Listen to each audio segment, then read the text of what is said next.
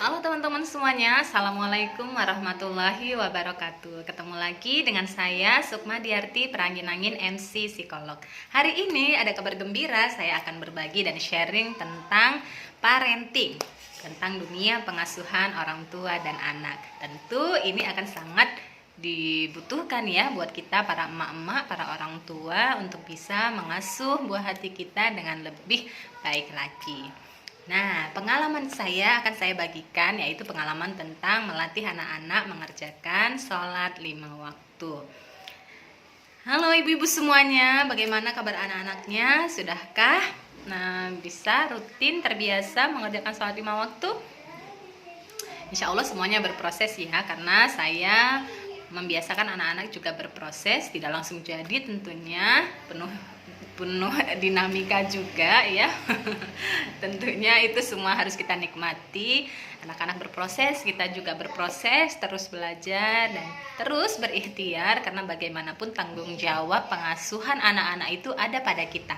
Ada pada kita, orang tuanya, ibunya, ayahnya. Itu sangat berperan penting dalam mendampingi dan mendidik anak-anak untuk menjadi anak-anak yang soleh dan bertakwa ya. Nah, jadi teman-teman sekalian, alhamdulillah di tahun ini anak-anak sudah mulai bisa mengerjakan puasa full 30 hari 1 bulan. Alhamdulillah, senang sekali, rasa beruntung sekali karena anak-anak sudah bisa mengerjakan puasa penuh tahun ini. Yaitu anak saya yang pertama yang bernama Nurul, usianya 10 tahun. Kemudian yang kedua Rais, usianya berapa ya? 8 tahun ini ya. Jadi alhamdulillah sudah bisa mengerjakan puasa 30 hari. Bagaimana caranya? Tentu yang pertama kita buat kesepakatan ya, bahwa mereka diberikan motivasi tambahan, bahwa nanti kalau puasanya full boleh beli mainan, dapat hadiah, boleh request gitu kan. Nah, jadi saat itu anak-anak yang Rais pengennya mainan mobil balap, mobil remote control. Kalau kakaknya pengen mainan Lego, ya kan, bongkar pasang. Oke, kita akan berikan, tapi syaratnya puasanya full 30 hari. Nah, dengan adanya semangat tambahan, mereka jadi lebih bersemangat gitu ya. Dan ini sangat bermanfaat, khususnya ketika di tengah-tengah mereka mengalami kemunduran semangat gitu ya. Jadi kita ingatkan lagi, ayo semangat, katanya mau hadiah gitu ya. Jadi boleh-boleh aja kalau kita memberikan motivasi tambahan yang sifatnya eksternal untuk menambah semangat anak-anak dalam beribadah. Oke, itu ya. Kemudian yang kedua tentunya kita sharing juga apa sih manfaat dan keutamaan dari mengerjakan puasa Ramadan itu.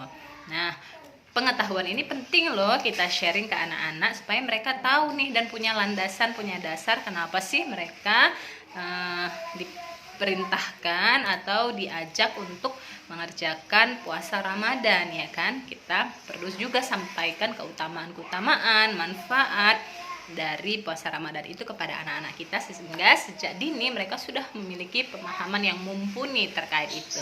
Boleh juga kalau kita mungkin kekurangan bahan atau bingung mau ceritanya gimana, bisa dengan membacakan buku-buku yang sekarang banyak ya pilihannya terkait dengan tema-tema yang kita butuhkan. Bisa kita sampaikan pengetahuan itu dengan membacakan buku cerita atau buku-buku pengetahuan lainnya yang ada dan sudah beredar di tengah-tengah kita.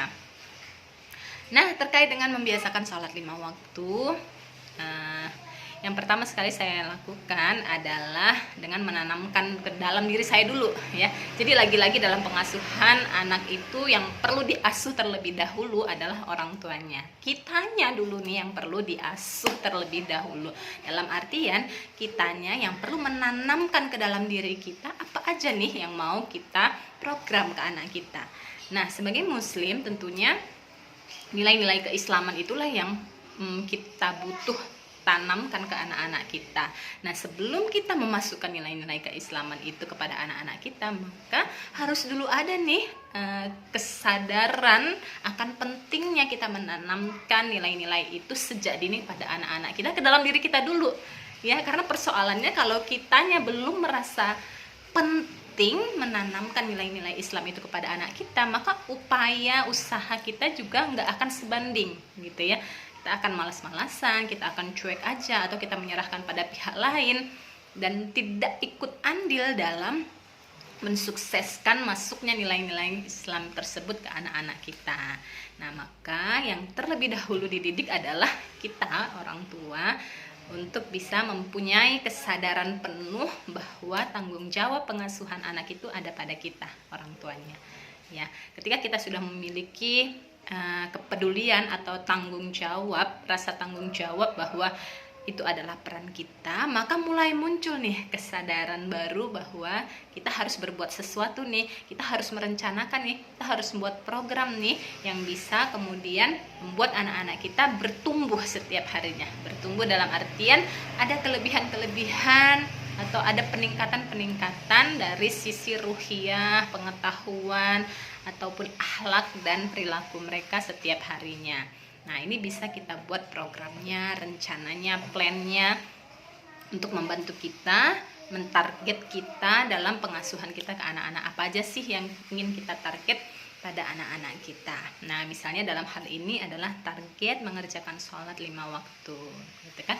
Ketika sudah muncul kesadaran itu dalam diri kita, maka kita akan muncul pula setelah muncul kesadaran, maka kita juga akan berpikir kan, apa ya yang bisa saya lakukan gitu ya untuk memprogram anak-anak ini biar bisa mengerjakan sholat 5 waktu dan di awal waktu, ya kan, yang terbaiknya. Nah, tentu yang pertama adalah keteladanan dari kitanya dulu gitu ya. Keteladanan bahwa kita nih sudah bagus juga sholatnya, sudah mengerjakan sholat 5 waktu, juga sudah di awal waktu. Kemudian setelah kitanya nih sudah melakukan, maka yang kemudian kita lakukan adalah melibatkan anak-anak kita ya. Kalau saya dalam proses mengajak anak-anak itu untuk mengerjakan sholat 5 waktu, saya melibatkan dalam artian saya mengajak serta mereka untuk sholat berjamaah gitu ya. Jadi khususnya di selama pandemi ini itu jadi lebih efektif banget gitu ya. Jadi terkontrol kan, pagi sampai malam mereka bisa kita kontrol, bisa kita libatkan, bisa kita ajak serta sambil kita membangun kebiasaan baru kan di rumah. Nah, jadi setiap mau masuk waktu sholat, saya libatkan mereka, saya ajak berjamaah gitu ya. Nah, karena ditungguin nih dikondisikan harus berjamaah, mau nggak mau mereka juga jadi mau dan ikut sholat di awal waktu dan berjamaah bersama umi dan ayahnya. Nah, seperti itu. Jadi tidak sekedar kita menyuruh mereka sholat saja atau tidak sekedar melepas kewajiban mengingatkan saja, tetapi kita benar-benar fokus ke tujuan kita. Tujuannya apa nih? Tujuannya anak sholat. Jadi ketika anak belum sholat, maka tujuan belum tercapai. Maka kita harus melakukan berbagai cara untuk membuat tujuan itu tercapai. Nah, salah satu cara mudahnya adalah dengan melibatkan mereka untuk mengerjakan sholatnya bersama-sama atau dengan berjamaah. Saya rasa ini adalah metode yang cukup efektif ya, karena saya sendiri sudah mempraktekannya dan membuat anak-anak lebih punya tidak lama menunda-nundanya ya. Nah, tentunya ketika mau proses mengerjakan itu, mereka juga suka bercandanya itu kadang suka sembunyi gitu kan. Udah denger azan, uminya udah mulai ajak-ajak, mereka larinya itu sembunyi. Nah, sembunyinya itu karena mereka senang bermain ya. Jadi ketika udah ketemu momen-momen gitu, merekanya sembunyi gitu ya, di balik tirai, di balik tempat tidur, di balik pintu. Pokoknya yang buat kita mencari mereka, bermain dengan mereka, ya kita nikmati itu, kita nikmati proses dinamika sesuai dengan kenyamanan dan keinginan anak-anak aja. Nah, ketika mereka gembira, mereka happy, mereka juga akan beribadah dengan nyaman dan bahagia bersama kita. Nah, ini kita perlu biasakan, kita perlu rutinkan sehingga menjadi kebiasaan yang baik untuk kita semua sekeluarga. Teman-teman sekalian, demikian sharing saya pada kesempatan ini tentang bagaimana membuat anak-anak gemar beribadah dan bisa rutin mengerjakan sholat 5 waktu. Mudah-mudahan bermanfaat. Sharingnya boleh like, share, komen, dan subscribe channel ini untuk semakin maju dan berkembang serta meluas lagi manfaatnya. Terima kasih atas perhatiannya. Assalamualaikum warahmatullahi wabarakatuh.